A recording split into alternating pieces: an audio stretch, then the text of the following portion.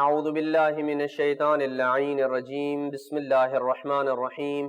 وصلی اللہ علی محمد وآل بیتہ الطیبین الطاہرین المعصومین۔ سرزمین نجف اشرف بارگاہ ملکوتی امیر المومنین صلوات اللہ وسلامہ علیہ سے قرآنی سورتوں کے فضائل کا سلسلہ سورہ البلد اور سورہ الشمس تک پہنچا ہے۔ امام جعفر صادق علیہ السلام نے سورہ البلد کے فضائل کو بیان کرتے ہوئے ارشاد فرمایا: من کان قراءته فی الفریضۃ لا اقسم بہذا البلد، جو بندہ اپنی واجب نمازوں میں سورہ البلد کی تلاوت کرے، کان فی الدنیا معروفا انہ من الصالحین، وہ بندہ دنیا میں معروف ہوگا کہ یہ بندہ نیک بندوں میں سے ہے۔ وَكَانَ فِي الْآخِرَةِ مَعْرُوفًا أَنَّ لَهُ مِنَ اللَّهِ مَكَانًا، اور وہ آخرت میں قیامت میں اس چیز سے معروف ہوگا کہ اللہ کے ہاں اس کی عظیم قدر و منزلت ہے۔ وَكَانَ مِن رُفَقَاءِ النَّبِيِّينَ وَالشُّهَدَاءِ وَالصَّالِحِينَ، اور یہ بندہ جنت میں انبیاء، شہداء اور نیک لوگوں کے رفقاء اور ساتھیوں میں سے ہوگا۔ سورہ شمس کے فضائل کو بیان کرتے ہوئے پیغمبر اکرم صلی اللہ علیہ وآلہ وسلم فرماتے ہیں: من قرأها فكأنما تصدق بكل شيء طلعت عليه الشمس والقمر، جو بندہ سورہ الشمس کی تلاوت کرے گا گویا اس نے اتنی تعداد کے برابر راہ خدا میں صدقہ دیا جتنی تعداد میں جن چیزوں کے اوپر سورج کی روشنی پڑتی ہے اور چاند کی روشنی پڑتی ہے، جن چیزوں کے اوپر سورج اور چاند کی روشنی پڑتی ہے جتنی ان چیزوں کی تعداد ہے اس کے برابر گویا اس نے راہ خدا میں صدقہ دیا ہے۔ امام جعفر صادق علیہ السلام نے بڑی ہی پیاری فضیلت بیان کی ہے سورہ الشمس کی۔ فرمایا: من اکثر قراءۃ والشمس وضحاها واللیل اذا یغشاها والضحى وَأَلَمْ نَشْرَحْ فِي يَوْمِهِ أَوْ فِي لَيْلَتِهِ، جو بندہ سورہ الشمس، سورہ اللیل، سورہ والضحى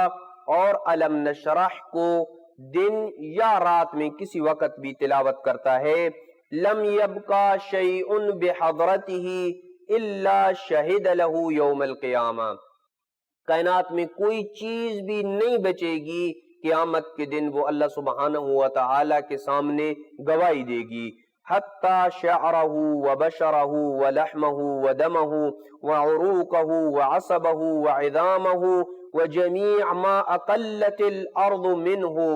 حتیٰ کہ اس کے بال، اس کی کھال یعنی جلد، اس کا گوشت، اس کا پوست، اس کی ہڈیاں، اس کی جو رگیں ہیں اور ہر وہ چیز کی جس کو زمین نے اپنے اوپر اٹھایا ہے، یعنی ہر وہ چیز جو زمین کے اوپر موجود ہے وہ اس بندے کے حق میں گواہی دیں گے۔ وَيَقُولُ الرَّبُّ تَبَارَكَ وَتَعَالَى، اللہ سبحانہ وتعالی جب ان تمام اشیاء کی گواہی کو اس بندے کے حق میں سنے گا تو کہے گا: قَبِلْتُ شَهَادَاتِكُمْ لِعَبْدِي، میں نے اپنے بندے کے حق میں تمہاری گواہیوں کو سن لیا ہے اور قبول کر لیا ہے۔ وَأَجَزْتُهَا لَهُ،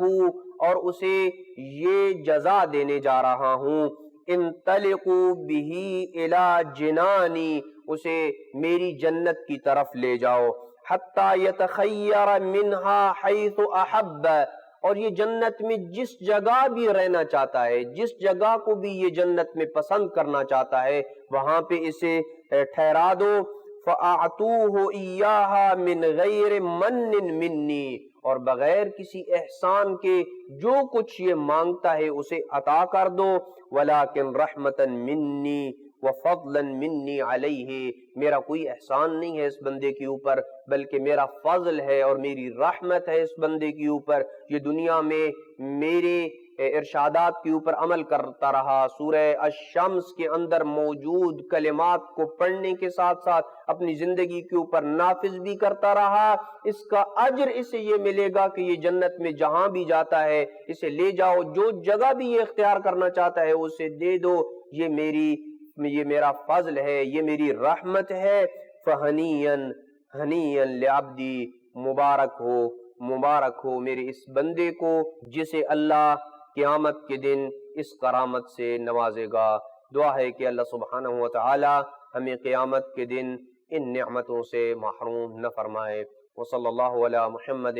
وعلی بیتہ الطیبین الطاہرین المعصومین۔